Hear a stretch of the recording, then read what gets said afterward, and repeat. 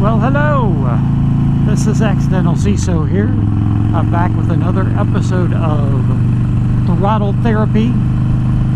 Out cruising around the back roads again today, talking about my burnout and how I got to the point of burnout for me.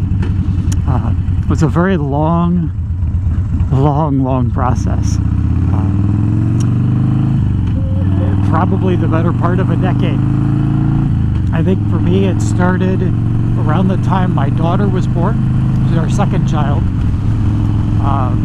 And the flurry of activity, getting the house ready at that point for her arrival. A lot of remodeling.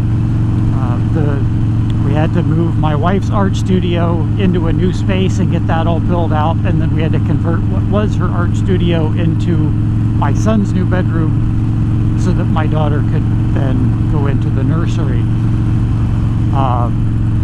There was also a lot going on at work at that point.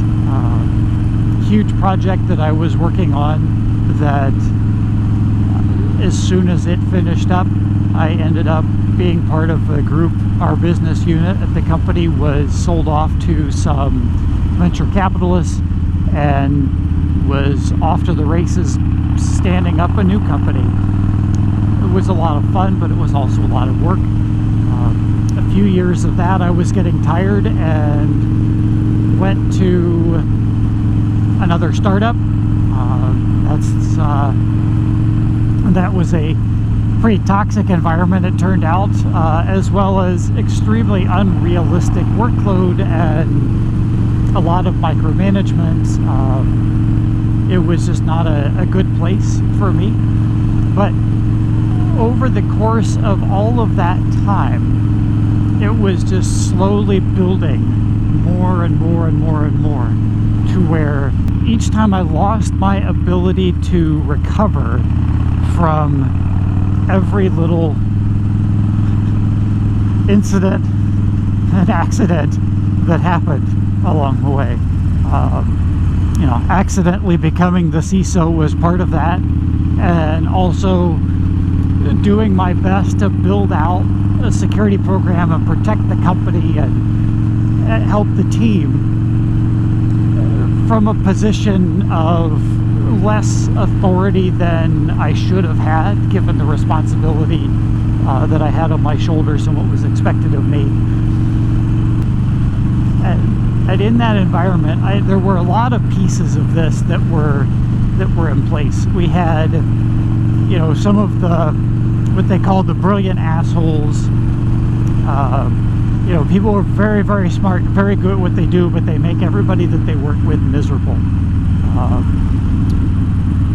And combine that with leadership that wanted to micromanage, and combine that with leadership that wanted to jockey for position and power constantly between departments.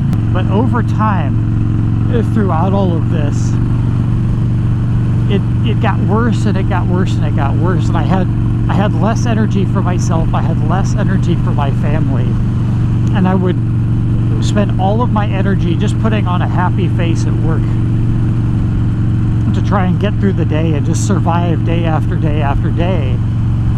And I had nothing left for my family. And I remember one time my son telling me that they miss me. And that's something that happens a lot if you're traveling for work or spending a lot of time at the office. But I was working from home when my son says, "I miss you." And it was heartbreaking for me. I realized I'm not available. I'm not available for my family. I'm not there physically present because I couldn't be, because the job demanded crazy hours. And I wasn't there emotionally. I was so drained that I didn't have the emotional intelligence and presence to be there for them for what they needed.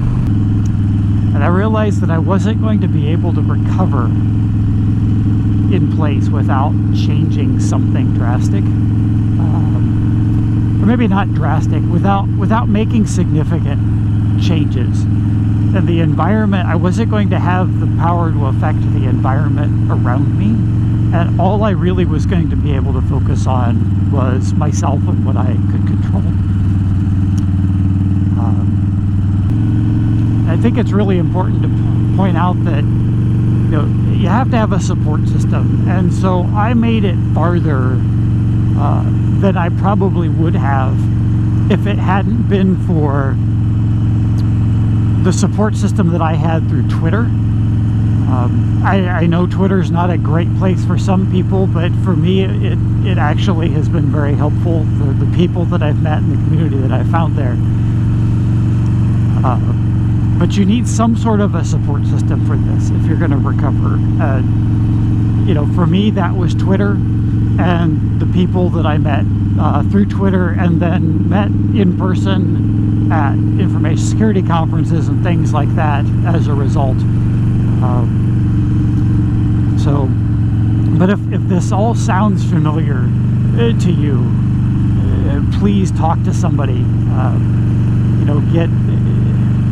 Talk to friends, talk to family, talk to a professional if you can, because it is really important that you get help. Social media probably, even though it worked for me, most people aren't probably going to be that lucky. I'm kind of surprised that it worked out that way for me. If you like what I'm doing here, click the like button. Tell YouTube you like it. It'll show it to more people that way. Share it. Please share it.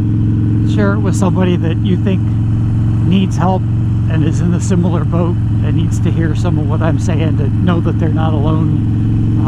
And lastly, hit the subscribe button so that you don't miss the next episode. This is Accidental CISO. This has been Throttle Therapy. And until next time, I'm out.